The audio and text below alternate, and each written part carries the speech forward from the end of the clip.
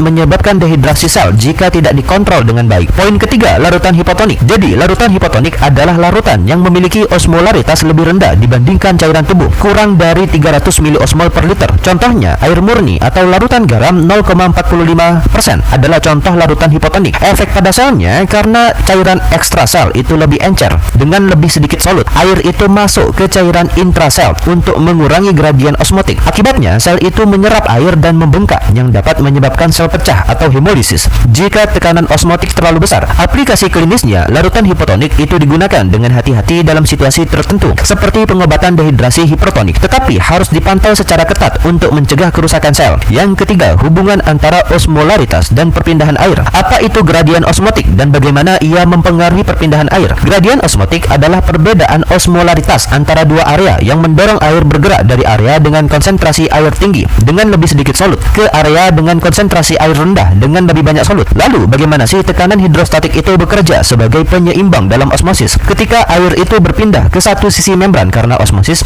volume cairan di sisi itu meningkat sehingga tekanan hidrostatik itu juga meningkat. Tekanan ini melawan osmosis dengan mendorong cairan kembali ke sisi asalnya hingga tercapai keseimbangan dinamik. Kemudian, kenapa osmosis itu penting dalam fungsi ginjal? Jadi, ginjal itu menggunakan osmosis untuk menarik air keluar dari filtrat ginjal kembali ke darah jika tubuh itu membutuhkan lebih banyak cairan, atau membiarkan air tetap dalam filtrat untuk diekskresikan sebagai urin jika tubuh itu memiliki kelebihan cairan. Dan bagaimana sih osmosis itu membantu penyerapan air di usus halus? Caranya, osmosis itu membantu menarik air dari makanan yang dicerna ke dalam darah, memastikan tubuh tetap terhidrasi. Jadi, apa sih contoh aplikasi osmosis dalam fisiologi tubuh selain ginjal dan usus? Di otak, osmosis itu memastikan sel-sel saraf tetap dalam lingkungan stabil, sehingga mereka itu dapat mengirimkan sinyal listrik dengan cepat dan akurat. Jadi, untuk memahami hubungan antara osmolaritas dan perpindahan air, mari kita lihat mekanisme di balik ketiga skenario di atas. Poin pertama, gradien osmotik sebagai penggerak utama. Jadi, gradien osmotik adalah perbedaan osmolaritas antara cairan intrasel dan cairan ekstraseluler. Semakin besar gradien osmotik, maka semakin kuat dorongan bagi air untuk bergerak dari area dengan konsentrasi air tinggi lebih sedikit solut ke area dengan konsentrasi air rendah dengan lebih banyak solut. Poin kedua, tekanan hidrostatik sebagai penyeimbang. Ketika air itu berpindah ke satu sisi membran karena osmosis, volume cairan di sisi itu meningkat sehingga tekanan hidrostatik juga meningkat. Tekanan ini cenderung melawan osmosis dengan mendorong cairan kembali ke sisi asalnya. Pada titik tertentu, tekanan hidrostatik yang melawan osmosis itu akan mengimbangi tekanan osmotik sehingga tercapai keseimbangan dinamik. Poin ketiga, contoh dalam fisiologi tubuh. Di ginjal, osmosis itu digunakan untuk memfokuskan urin dengan menarik air keluar dari filtrat melalui osmosis. Proses ini penting untuk menjaga volume darah dan keseimbangan cairan tubuh. Di usus halus, osmosis itu membantu